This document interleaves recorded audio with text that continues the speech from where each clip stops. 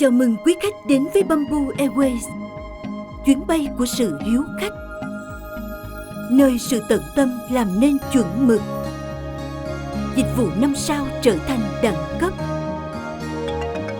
nơi bạn có thể tận hưởng trọn vẹn từng phút giây thăng hoa trên khắp các dặm bay. Bamboo Airways, hơn cả một chuyến bay.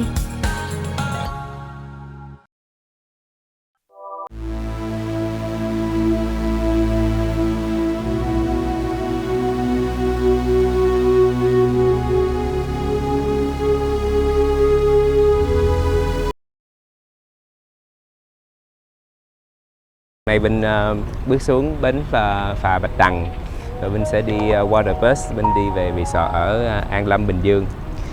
Ngày hôm nay thì sẽ cho mọi người xem ở An Lâm, Bình Dương sẽ có gì nha.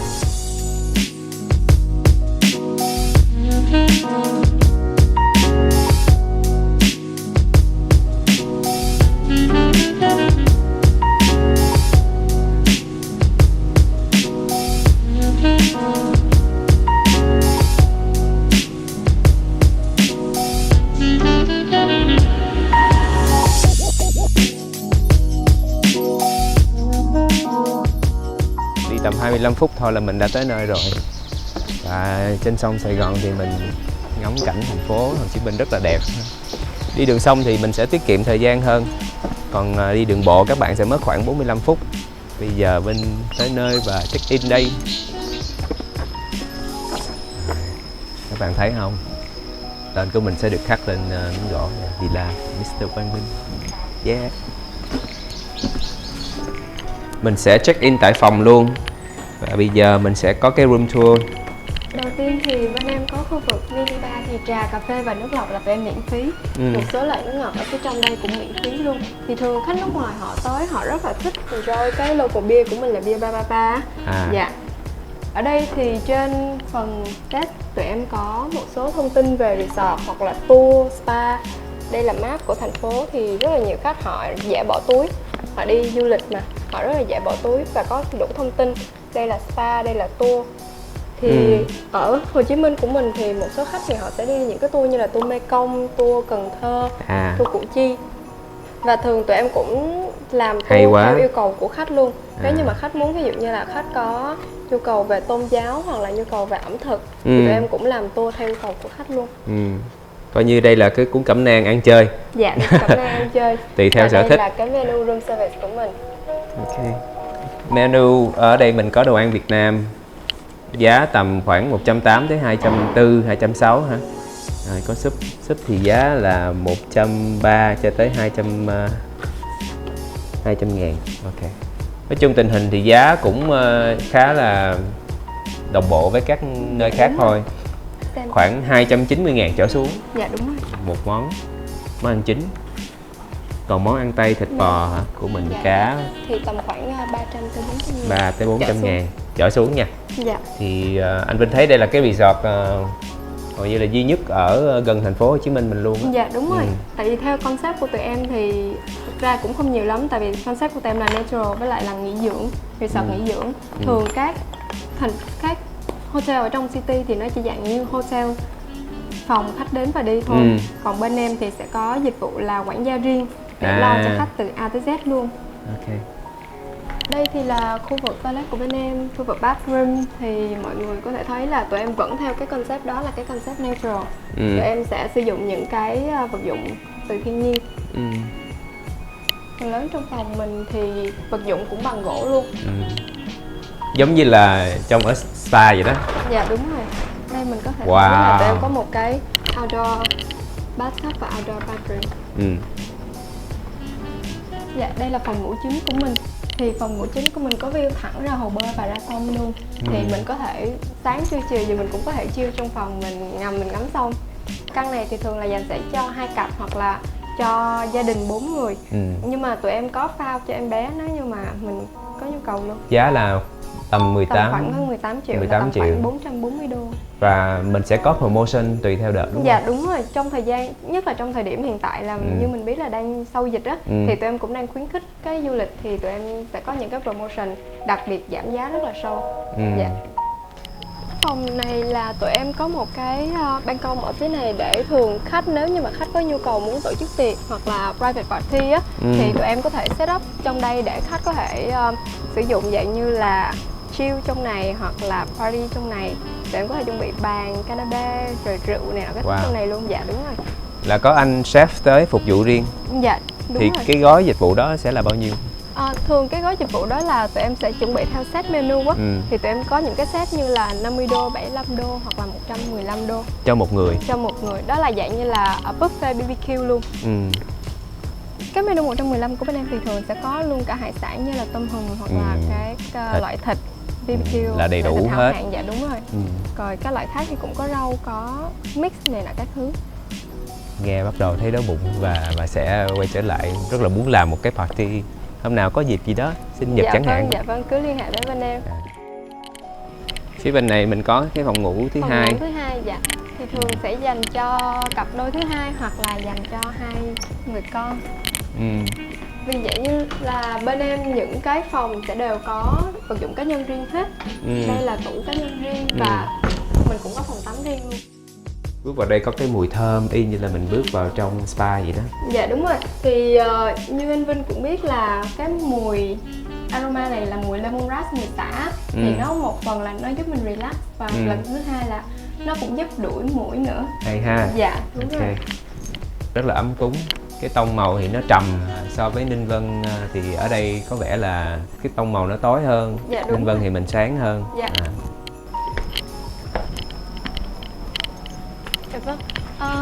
Ăn sáng của mình đã chuẩn bị xong thì em chúc anh Vinh enjoy your breakfast and enjoy your stay here. Cảm ơn bạn Tuyền nha. Dạ cảm ơn. Rồi gặp lại em sau. Cảm ơn mọi người.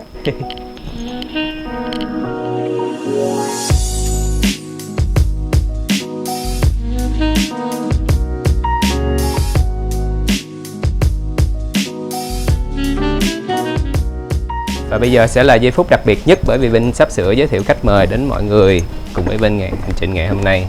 Các bạn chuẩn bị tinh thần chưa? Tên. Hello tất cả mọi người, mình là Linka và hôm nay Linka rất là vui khi được trải nghiệm Harlem Retreat cùng với anh Quang Vinh. Xin mời Linh. Ôi, đẹp quá. Em ăn sáng chưa? Em chưa ạ, tại em để dành bụng để ăn sáng với anh Vinh. Em biết là hôm nay có buổi hẹn ăn sáng với anh. Vinh cũng vui lắm bởi vì mời được bạn Linh. Nhưng mà anh Vinh nghĩ là sẽ là một cái điều rất là đặc biệt. Bởi vì cái khu này nó sẽ rất là khác so với những cái trải nghiệm nào giờ của em. Em có nghĩ vậy không? Có ạ, trong 18 năm cuộc đời em đi resort hay các khách sạn, lần đầu tiên em được ở kiểu những nơi yên bình, thanh tĩnh như thế này. Thì Vinh nghĩ đó cũng là một cái điều rất là đặc biệt. Bởi vì bạn Linh thì trẻ lắm, đúng là gọi anh Vinh là chú cũng được. Nhưng mà có thể là anh Vinh sẽ muốn nghe nhiều hơn về những cái suy nghĩ cũng như là những cái review của em. Là một cái bạn đại diện cho thế hệ trẻ thì sẽ có những cái trải nghiệm như thế nào về một cái khu mà nó rất là khác so với những cái nơi nghỉ dưỡng khác nè ha. Dạ em thấy là em vào Sài Gòn được gần 1 năm nay và đây cũng là một cái resort duy nhất mà ngay ở trong đất Sài Gòn và rất là phù hợp để nghỉ dưỡng. Thì em không biết là các bạn trẻ khác như thế nào, nhưng mà đêm qua là lần đầu tiên em tới đây thì mới đầu thì em thấy hơi tối em cũng hơi sợ và em bảo không biết là mình có hợp không, nhưng mà lúc mà bước vào phòng thì em thấy nó cảm giác rất là nhẹ nhàng và em muốn đặt chân lên giường ngủ luôn. Và sáng dậy thì mở ra nhìn thấy khung cảnh màu xanh yên bình đó. Em thấy là em nghĩ là khá là phù hợp để có thể xả stress hay là relax sau những ngày làm việc dài. Dạ. Thấy không, bạn rất là trẻ nhưng mà có những cái nhận định phải nói là xuất sắc luôn. Anh Vinh nhiều khi là không nói được như là bạn Linh, cảm nhận được thôi. Nhưng mà nói ra hay vậy thì chắc là phải học hỏi em thêm nữa. Em biết anh Vinh thì em biết lâu rồi mà chưa bao giờ có dịp gặp anh Vinh ở ngoài. Mà mới đầu gặp hơi sợ nhưng mà hóa ra là anh Vinh rất dễ thương. Rồi bây giờ mình bắt đầu đi câu chuyện đầu tiên đó là anh Vinh có cái thắc mắc đó là tại sao bé Linh thì anh Vinh biết rồi, nhưng mà tại sao lại là tên là Linka, từ ca đó có ý nghĩa thế nào? Thật ra là nó không có một ý nghĩa nào mà em thấy mọi người sẽ thắc mắc là tò mò. Mọi người nghĩ là một ý nghĩa rất là to, nhưng mà không, nó rất đơn giản thôi. Tại vì là đợt trước em không có sinh ở Việt Nam mà là em được sinh ra ở bên Nga. Wow. Dạ. Như vậy là quốc tịch Nga. Đợt trước là em có quốc tịch Nga nhưng mà em về Việt Nam 2 tuổi hay 3 tuổi gì đấy thì em về Việt Nam. Đợt đấy em sinh ở đấy thì em hỏi bố mẹ tại sao lại đặt cho con cái tên như thế. Thì bố mẹ bảo là tại ai cũng thắc mắc, người thì trêu là Linh karaoke, Linh ca, Linh cốc. Nhưng mà cái tên thì là kiểu ở bên Nga thì là em không biết có đúng không, nhưng bố mẹ em nói là những bạn con gái ấy, thì thường có kiểu như là đệm chữ K đằng sau đó, còn bạn nam thì là cái gì mà đệm là gì em không nhớ. Thì ví dụ chị em ở bên đấy tên Việt là Mai thì hay gọi là Mai Ca, còn em tên là Diệu Linh thì gọi là Linh Ca thế thôi, đơn giản. Rất là hay. Vâng. Thông tin này anh Vinh nghĩ là chắc là chưa có nhiều người biết đúng không? Tại vì hình như chắc là em chưa chia sẻ về cái tên, ý nghĩa cái tên của em ở trên báo chí. Dạ vâng, đúng rồi, em chưa chia sẻ. Nghe bé Linh nói bụng anh Vinh order đồ ăn em nhìn nhiều như vậy, nhưng mà thật ra thì mình sẽ không phải trả tiền cho phần ăn sáng đây khi mà mình book phòng.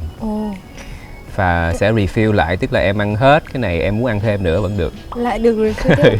Tại bình thường là đi resort khác hay khách sạn thì kiểu những cái dịch vụ mình trả riêng. Dạ vâng, trả đúng riêng. Okay. Hoặc là có những món ăn sẵn ở các chỗ quầy buffet thì thường là em không ăn lắm, là em bỏ bữa sáng luôn mà. Cho nên cứ để bụng từ từ ăn nha.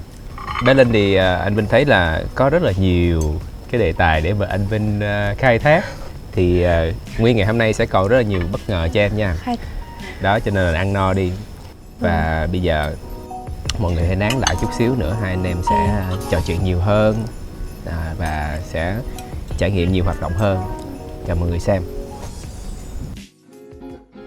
Ăn no nê rồi đúng không? Bây giờ anh Vinh sẽ thử thách Linh một chút xíu nha. Mình đi câu cá. Chắc là đây là lần đầu tiên em tự câu cá anh Vinh. Lần đầu tiên luôn? Dạ. Bình thường là em nhìn mọi người câu cá, em nghĩ là câu cá cũng sẽ dễ lắm nhưng mà hôm nay mình thử đi ha. Hoạt động này thì các bạn sẽ không có tốn phí.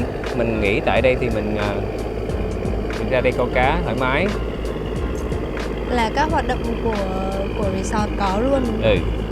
Khá vui, để đỡ phải cầm vào điện thoại đi ra đây nghỉ dưỡng. Rồi, có chuẩn bị nước dừa cho mình nè, em uống đi. Có vẻ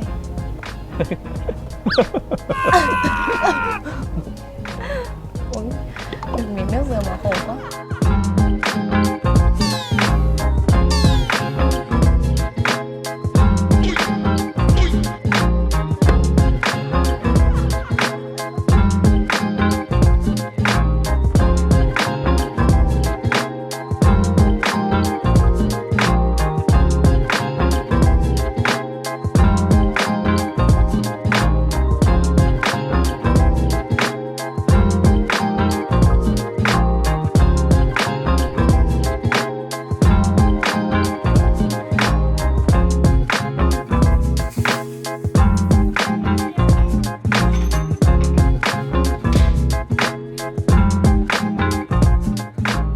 Ta-da!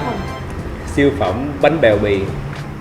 Để thay đổi không khí chút xíu là nãy giờ, sáng giờ anh em mình ở trong resort rồi. Thôi thì mình đang ở thành phố Bình Dương nha.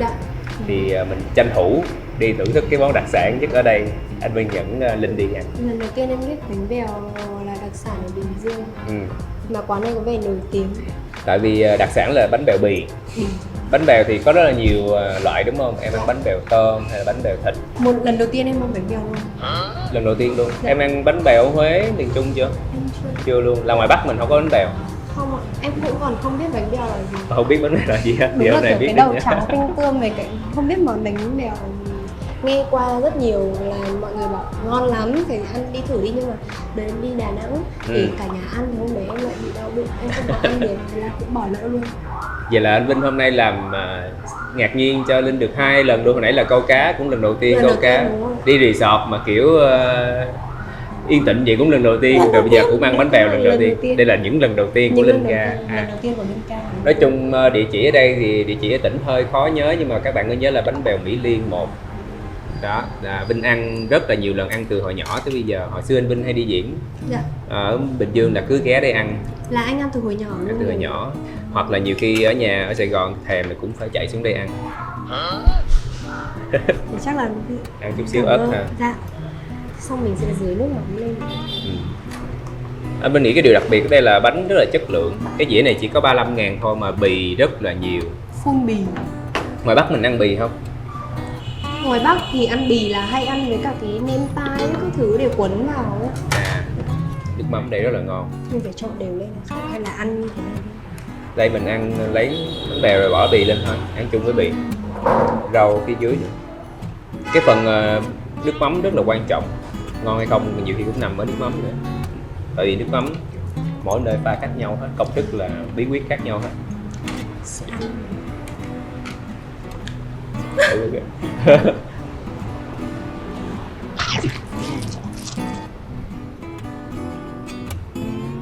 Ok không?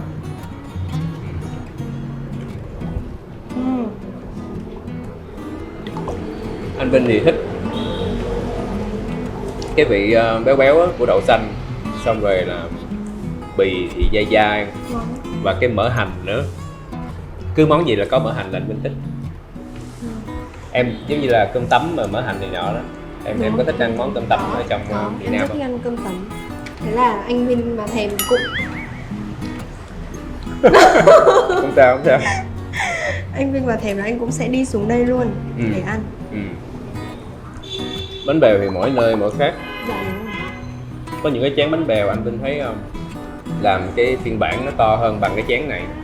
Rồi bánh bèo là đầy 1/3 chén, xong sau đó là nhân các kiểu là bỏ ở trên topping thịt bằm, tôm bằm rồi nước sốt nữa. Phải để ra đĩa từng miếng Còn có vẻ dễ dàng hơn. Còn kiểu ở Bình Dương này thì mình ăn bì với lại nước mắm là rau, đây là có dưa leo với đậu thơm.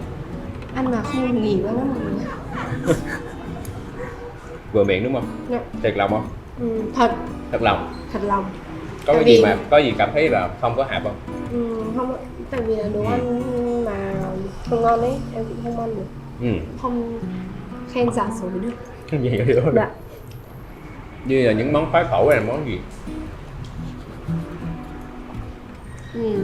Bánh tráng, ăn vặt, Không mọi người. ăn ốc. Món rất đơn giản của em đó chính là khoai tây chiên. Có nghĩa là đi đến quán nào em chưa cần, mọi người thường là sẽ kiểu gọi order đồ uống hay hỏi pass wifi của quán đầu tiên mà chứ cô chú ơi cho con hỏi đây có khoai tây chiên không nhỉ? Đấy là món em rất yêu, nhưng mà bây giờ đỡ hơn, ăn như thế nhiều, ăn đồ chiên nhiều nó bị nóng là không Vậy tốt, thế nên Vậy là cũng hay, món mà anh Vinh đi đâu thấy khoai tây chiên, món yêu thích của yêu. Linh. Và đúng rồi. Mình biết liền, và các bạn cũng biết được một bí mật của Linh này nha. Anh là yêu thích món bánh bèo. Anh Món cái gì yêu thích cũng nhất thích, của anh. cái gì cũng thích. Đi đâu anh cũng có đồ thích hết, tại vì anh đi nhiều nơi hay là anh biết khá nhiều chỗ ăn. Nhưng mà Đã. một món đặc biệt nhất mà anh lúc nào cũng phải có ấy. Không thiếu không được. Tôm khô. Tôm khô. Anh là mê nhất tôm khô. Mấy cái con tôm khô mà bé bé.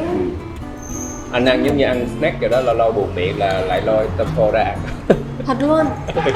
Có phải là mấy cái tôm khô để nấu canh đó rồi? Đúng rồi, mà anh ăn là thích ăn sống nha. Chứ là người ta là nhiều người ăn không được, phải nấu chín lên.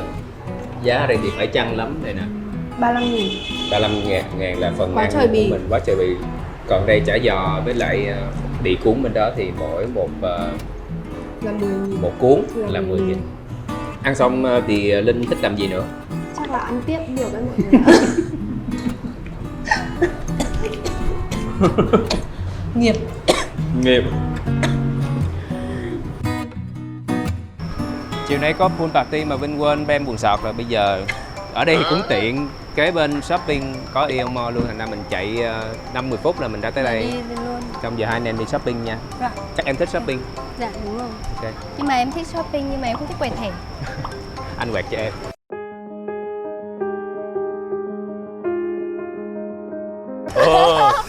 Let's go.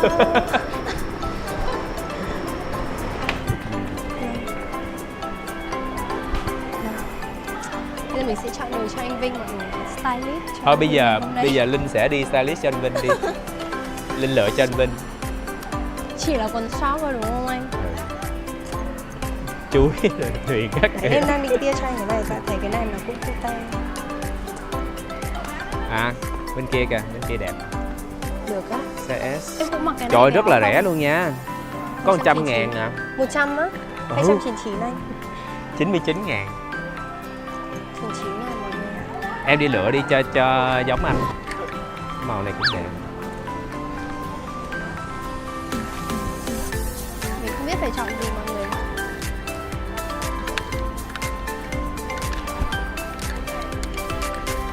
Trời, nhiều màu đẹp quá vậy ta. Nhìn màu nào là cũng muốn mua. Xanh vậy trời. Em không biết phải chọn gì nè anh Vinh. Đúng không? Em mua một màu trắng, một màu kem, một màu xanh đúng không? Ừ. Em định trong vòng 1 tiếng anh thay hết 3 cái con. Em gửi cái cross của mình. Em nghĩ là em sẽ lấy một cái trắng đấy thôi. Ok. Hai. Xin chào tất cả mọi người. Em là xuất thân là diễn viên múa đúng không? Học múa đúng không? Em học múa, Ừ. học ballet dân gian, đương đại, hiện đại. Wow, bữa nào cho anh Vinh chiêm ngưỡng. Dạ, thế múa cùng em đi. Anh múa cùng em. 2, 3. Đó. Thật ra thì cũng hơi buồn tại vì hai anh em mình đang có tiết mục pool party nhưng mà chỉ có hai có người, hai người thôi. Thành ra là Hai hơi em buồn. cũng không hiểu pool party kiểu gì thì bình thường là team còn sẽ còn 5 người trở lên là vui Đúng nha. rồi, đúng rồi, đúng rồi. Mà giờ hai anh em chắc tự quẫy với nhau. Nhưng mà thôi mình giống như là mình sẽ cho mọi người biết để Đúng rồi, biết đâu mai mốt được. mọi người đi thì mọi người có thể tổ chức party ở đây. Sao mình đi là phải có hơn 5 người nha anh. Pool party. Đây, Này của anh Vinh. đi của anh Vinh. Ừ. Em đang định đưa cho anh. Của em là uống nước trái cây đi, em còn bé lắm. Dạ, đúng rồi. Dạ. Ok. Em mấy tháng nữa mới đủ 18 tuổi nên là vẫn phải uống nước không cồn mọi người ạ. Ok, cheers. Cheers. Ở đây thì giá cũng ok lắm tại vì nãy Vinh hỏi mình order thì $6 cho 6 phần ăn nhỏ. Ở đây thì nhìn như đây tính cho 8 người khoảng vào $48 là phần đồ ăn. Mình sẽ chọn được 3 loại khác nhau, mình chọn thịt, mình chọn rau củ, mình chọn trái cây ở đây, hoa quả. Rồi tiền rượu thì tính riêng. Cho nên là tầm 8 người mà mình party thoải mái khoảng bao nhiêu ta? $100, chừng $100, khoảng 2 triệu mấy là phải chia ra cho 8 người thì rẻ hả? Dạ đúng rồi. Em ăn tôm được đúng Em không? ăn ít thì được. Em không hảo tôm lắm. Có nghĩa em rất thích ăn tôm nhưng em không hiểu sao là cái đợt vừa rồi bị dị ứng tôm, có nghĩa là do em ăn nhiều quá. Và em sẽ chắc. Tôm này ngon, ở trong này có hoa đậu biếc và Cái này ở dưới là gì vậy? anh nghĩ là cái này rau má, ở dưới là bơ, trái bơ. À, trời ơi, Ừ. Đây. siêu ngon luôn. Ừ. Chắc là Thử đi. thử. Ừ. Ngon lắm. Có lá thì là, có mùi thì là nữa, ngon quá. Ngon. Để ăn. Chết rồi. Em nhai cả đuôi tôm rồi mọi người ơi. Một nhát một em tôm luôn. Ăn xong là ăn tôm Ừ. luôn. Mà sao phải cứng cứng. Phần thứ hai cái này xinh lắm luôn, mình có rau củ xong rồi chấm với lại sốt ở dưới. Cái này giống cho người ăn kiêng quá à. Thì anh em mình đang healthy mà anh em dù có đi chơi rất là nhiều nhưng mọi người cũng thấy là body rất là gầy. Tại đi resort ăn kiêng không à. Nhưng mà nếu mà bạn nào thích ăn thịt thì là mình cũng có thể chọn những cái món khác. Thực đơn rất là phong phú. Anh Kiểu uống như nước ép uống đó nước, à? nước ép á, thì uống để bổ sung vitamin này nọ. Để cho mình sang mắt ta.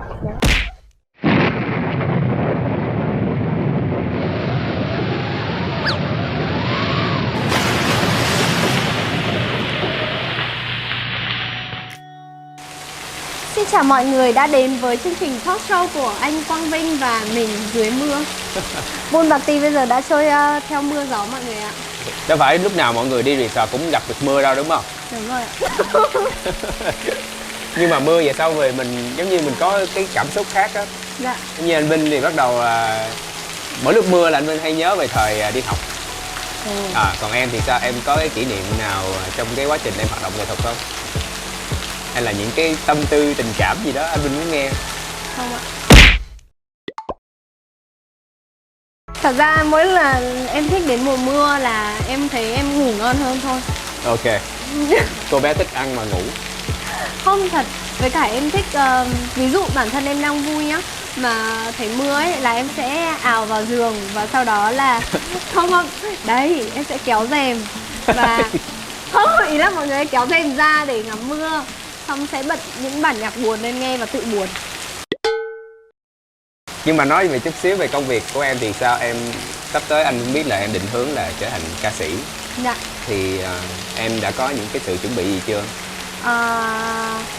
thì trong cả một năm vừa qua thì em cũng chỉ toàn tâm toàn ý là dành thời gian hết cho cái việc học theo những cái nghề mà em theo. Và tuần nào cũng vậy, đi học rồi đi tập, rồi về nhà đi học đi tập quanh năm như thế. Thì nói chung là em cũng vẫn phải cần cố gắng nhiều lắm, nhưng mà em đã xác định là em thật sự muốn nghiêm túc với cả cái nghề và cái ước mơ mà em đang theo đuổi và lựa chọn, và trở thành ca sĩ. Dạ. Em mong Đúng là sự cố gắng của em sẽ được mọi người nhìn nhận. Tại vì là em cũng cảm thấy em đã nỗ lực hết sức trong vòng một năm qua để cố gắng hoàn thiện bản thân hơn, và mong rằng mọi người luôn đón nhận Linh Kha của những cái mới mẻ và cố gắng nhiều hơn ạ. Dạ. Ok. Ủa, nhưng mà em vẫn muốn hỏi là tại sao anh Vinh đang từ là một ca sĩ rất là hot từ những năm 8X, 9X, mà xong bây giờ anh lại chuyển hướng qua làm muốn trải nghiệm du lịch về trong nước hay kể cả ngoài thế giới như thế? Thật ra lúc đầu thì cũng là đi để thỏa mãn cái sở thích, nhưng mà dần dần thì đây cũng là một cái công việc quảng bá về du lịch. Thì nó rất là phong phú và anh cảm thấy thích điều đó, mỗi ngày anh được nhìn thấy những cái mới.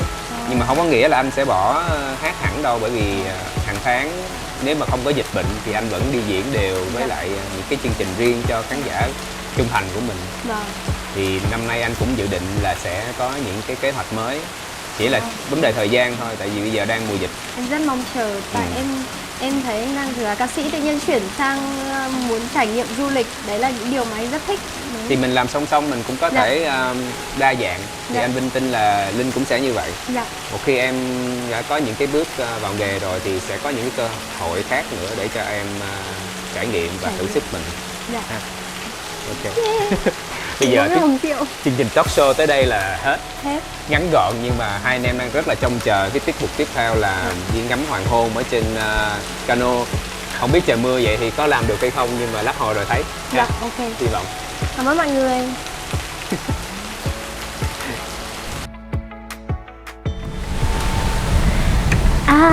Hello mọi người. Đây chính là căn phòng của Ca ở An Lâm Retreat Sài Gòn. Một căn này là có một cái giường đôi. Thì dù Ca ngủ một mình thôi nhưng mà vẫn thích một cái giường rất là lớn.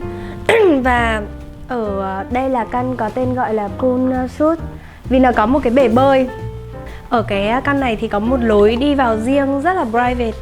Đó, thì đây là một cái bàn trà đựng đồ ăn, hoa quả ở phòng, và đây ghế sofa để ngồi. Mở cửa căn phòng này ra thì đây là một góc có thể là bàn để mọi người có thể làm việc.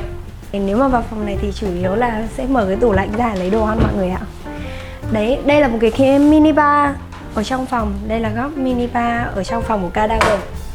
Đó, mọi người thấy rất là ấm cúng. Và đây cũng có một cái gần như kiểu là sofa bed để có thể ngủ được luôn trong này ấy.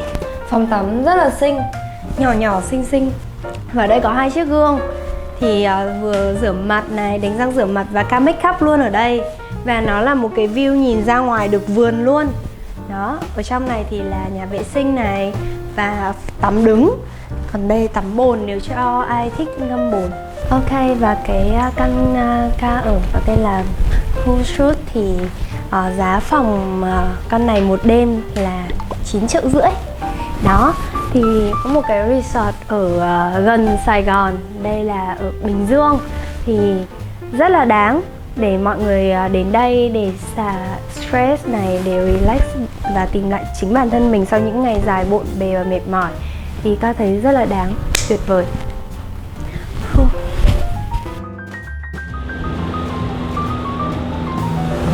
Đây là cái hoạt động mà Vinh và Linh rất là trông chờ trong ngày.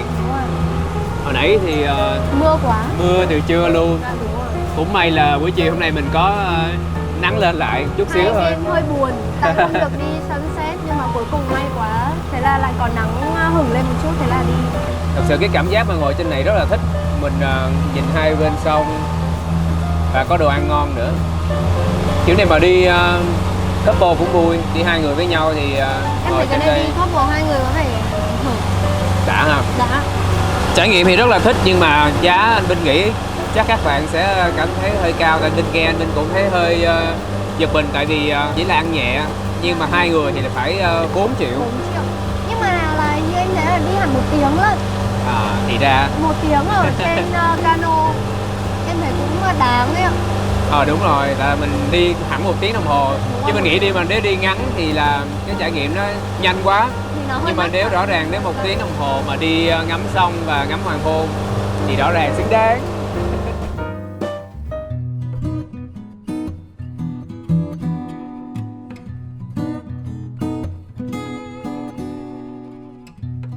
Nhanh ghê ha. Quay lại là hết một ngày. Hết một ngày. Mình lại ăn tối. Tối nay anh Vinh ăn hoành tráng tí, anh Vinh ăn tôm hùm. Còn em là em ăn sò điệp. Dạ. Trong ngày hôm nay thì Linh thích hoạt động nào nhất? Cả ngày hôm nay thì trải nghiệm được khá nhiều là toàn ăn với ăn.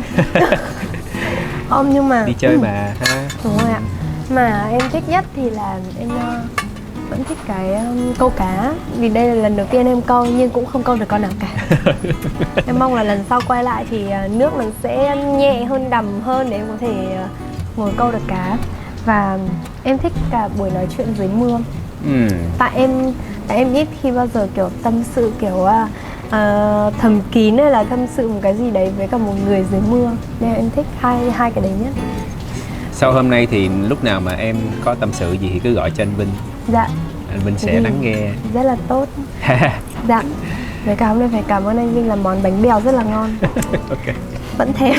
Phần ăn buổi tối này là 1.050.000 cho một người ha các bạn. Là mình có bánh mì với bơ đầu tiên, xong vào món chính và sau đó là tráng miệng nữa. Tiền rượu thì tính riêng. Tổng kết lại thì anh Vinh nghĩ một cái ý tưởng cho các bạn mình thoát khỏi thành phố một chút xíu. Cuối tuần một ngày thì Vinh đề nghị là mình sẽ có thể đi couple hoặc là đi nhóm bạn đúng rồi. Nhóm bạn sẽ vui hơn. Để có một cái pool party ý nghĩa nha, để không phải pool party 2 người nha mọi người. Thì căn phòng mà mắc nhất thì là 18 triệu, xong rồi ăn uống các kiểu mình nghĩ tầm vào 20 triệu. Nhưng mà em nghĩ là share ra cho cả nhóm thì rất là 4 người đi. Dạ. Thì một người là chừng 5 triệu. 5 triệu. Nhưng nếu mình đi tiết kiệm hơn mình có thể ở cái phòng rẻ hơn. Cái phòng thấp nhất ở đây là 7-8 triệu, xong ăn uống đâu đó. Rồi mình có thể sinh hoạt ở cái khu hồ bơi riêng, hồ bơi chung. Hồ bơi chung. Thì tầm 10 triệu chia ra cho 4 người thì tầm 2,5 triệu một người. Thế là nhưng mà mình hưởng những cái dịch vụ rất là luxury. Dịch vụ ở đây rất là tốt. Tại em thấy là cái phòng em lúc nào cũng được gọn gàng luôn á. Dạ. Chăn ga gối đệm mà bừa ra một tí là một lúc sau là lên lại thẳng như kiểu có cô tấm bước vào phòng ấy.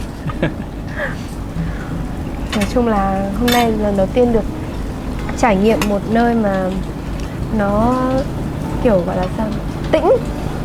Tĩnh. Như vậy thì anh Vinh rất là vui bởi vì em đã có một cái chuyến đi, một cái trải nghiệm rất là khác của em ha. Dạ đúng rồi. Bây giờ hai anh em chắc là phải tạm biệt mọi người và ăn nốt phần ăn tối này. Anh Vinh hy vọng là sẽ rủ được Linh Ca đi một chuyến nữa. Em rất là sẵn sàng luôn, tại vì đi trải nghiệm cùng anh Vinh rất là vui và đến được những cái chỗ mà và trải nghiệm những hoạt động mà em kiểu chưa bao giờ được trải nghiệm hoặc là trải nghiệm rất là ít. Đó. Hãy cùng khám phá Linh Ca ở tập sau nha. Ok, và cảm ơn mọi người và cảm ơn anh Vinh rất là nhiều đã cho em trải nghiệm cơ hội mới như thế này. Ok, bye bye.